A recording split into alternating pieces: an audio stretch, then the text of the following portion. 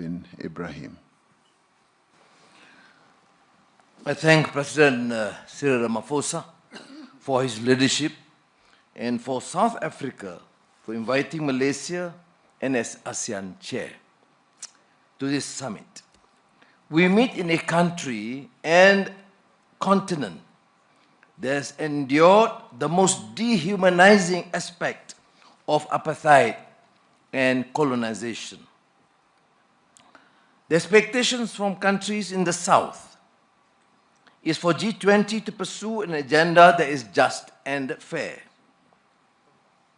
to be unequivocal on our resolve to end the atrocities and colonization in Gaza, and the civil strife in the Sudan, and achieve an amicable resolution to the war in Ukraine. Malaysia has worked with our Asian neighbors in particular to manage political conflicts, tariff shocks, supply chain pressures, and rapid technological change. We have found that when policies are aligned and rules are predictable, shocks pass through with less damage. The lesson is clear. Resilience comes from common preparedness, not isolation. This lesson matters because the next disruption will likely to be harder to burden. Artificial intelligence will recognize labor markets at a pace our institutions will struggle to match.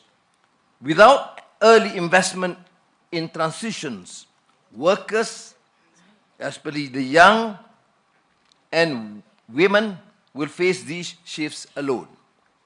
We have seen the consequences before when societies were unprepared for globalization.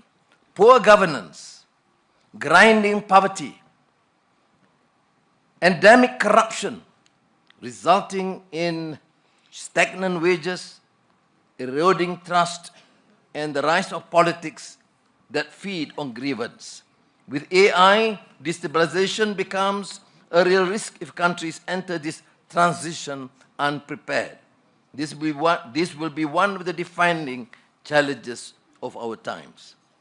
Now, countries, of course, must equip their people, especially the young, for the speed of technological change.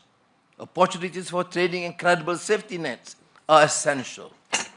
Small and medium-sized firms, which carry much of the employment burden, will need support. Global resilience cannot be built on fiscal exhaustion. Many developing economies now spend more on servicing debt than on education and investment. Countries need the capacity to invest ahead of disruption, not after. Multilateral development banks must be ready to deploy more quickly and work closely with countries to support the investments and build resilience.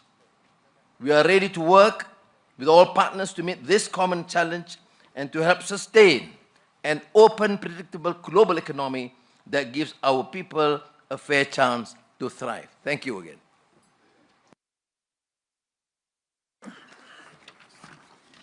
Thank you, Prime Minister.